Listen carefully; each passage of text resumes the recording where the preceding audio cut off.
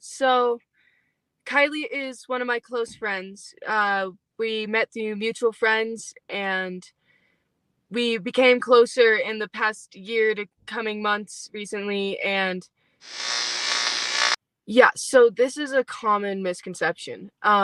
She was not being driven home, and she was not driving. So okay, at the end of the party, when I saw her, she was supposed to give me a ride home because I had asked her to give me a ride home because I wanted to stay later.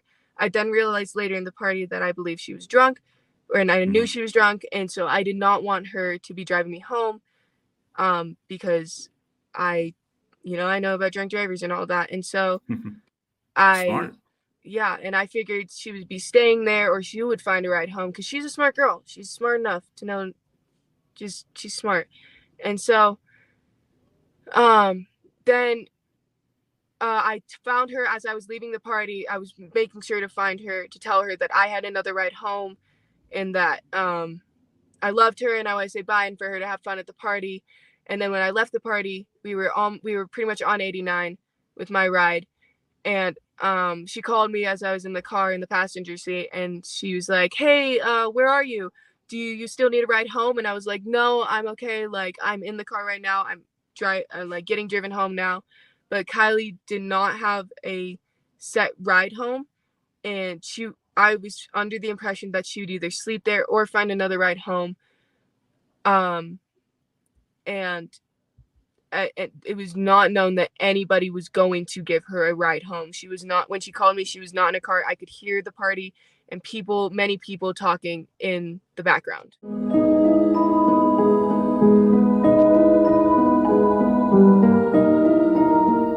So, how is everyone? I hope you're all well. What you've just listened to there is Sammy, the close friend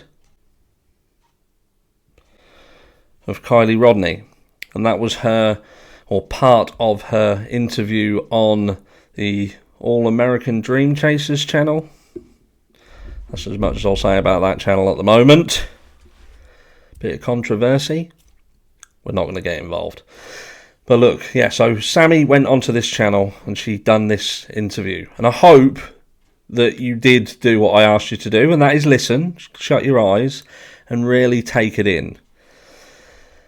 Because I want you to put this into context. Could you imagine if that interview was a police interview? If she'd been taken into a room, shut the door, good cop, bad cop there. So tell me about the party. Do you know what I mean? I can only imagine how that would have gone down if law enforcement weren't corrupt as fuck, that is. But, we're not going to go down that route.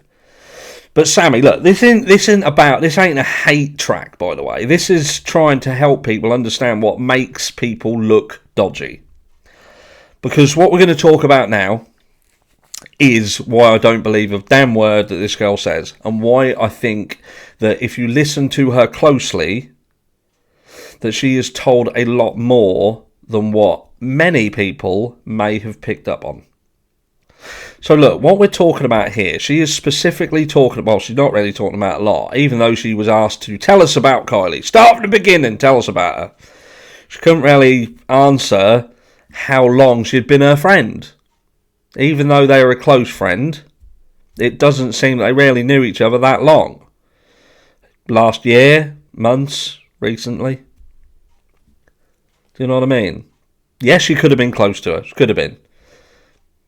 But we'll come back to that. Now, she went on to fuck about and fumble badly over this communication towards the end of the night about whether Kiely was going to be giving her a lift or not. And you all know about that, so we don't need to go over that. We also know that Mags, her parents have come forward. And they've put their tuppence worth in. I believe it was a mum. And said, well, Kiely was inebriated. She was drunk. Wouldn't been out to drive. Wasn't going to end well. I think so. How the fuck do you know? Mags left there 10 minutes after she got there. So who was telling her? You can bet your bollocks to a barn dance. That was Sammy. Sammy has done nothing but control the narrative. She has praised the search effort. Praised them. They definitely searched that reservoir thoroughly. Thoroughly. Can't thank them enough. Brilliant job. Brilliant. She nearly gave him a fucking standing ovation. She'd have whacked her head on the ceiling of a car if she had done. That's probably the only reason she didn't. They didn't find her. Maybe that's why she was so pleased. Why she praised them so much. Anyway, that's me speculating. Don't go away and think that I'm saying anything. I'm speculating. Remember, this channel is all about everybody. Opinion will be listened to. And 99.9995% of the time, I want to be wrong. Trust me, I want to be wrong. I'm not wrong often. Well, my other half says that I'm wrong a lot.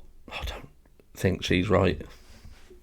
But look, so what else did she say, which is very, very telling? And here we go. So let's not forget, she classed herself as a close friend.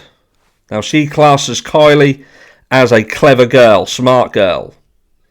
I didn't want to get in the car with her because she was going to be drink driving. Hold on, you just said she was a smart girl. Smart girls don't drink and drive. Not any smart girl that I know. But anyway, you then went on to say that as far as you was aware, she'd sleep there. She'd sleep there or get herself a ride. But there was no ride confirmed, during the call that you had with her at a time that was apparently after the phone was potentially switched off or the location settings had been turned off, whatever. I think that call did happen. I do think that happened. Raises some other questions, but that's for another day.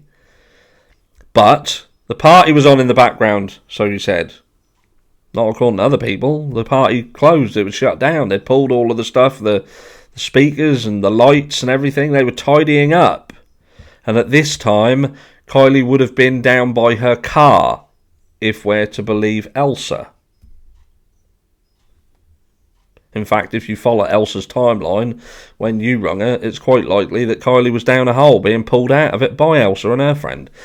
But anyway, look, you contacted her. But ultimately, Kiely's a smart girl. So what is it?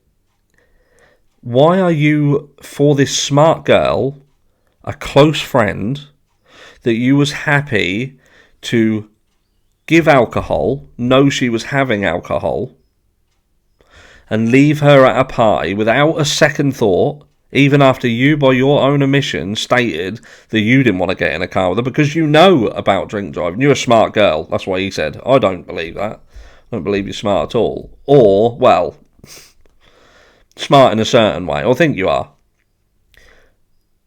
But look, you left her there. You left her there because she's smart, remember? But then all of a sudden, we find out that her car is in a reservoir. Does that sound like your smart, close friend?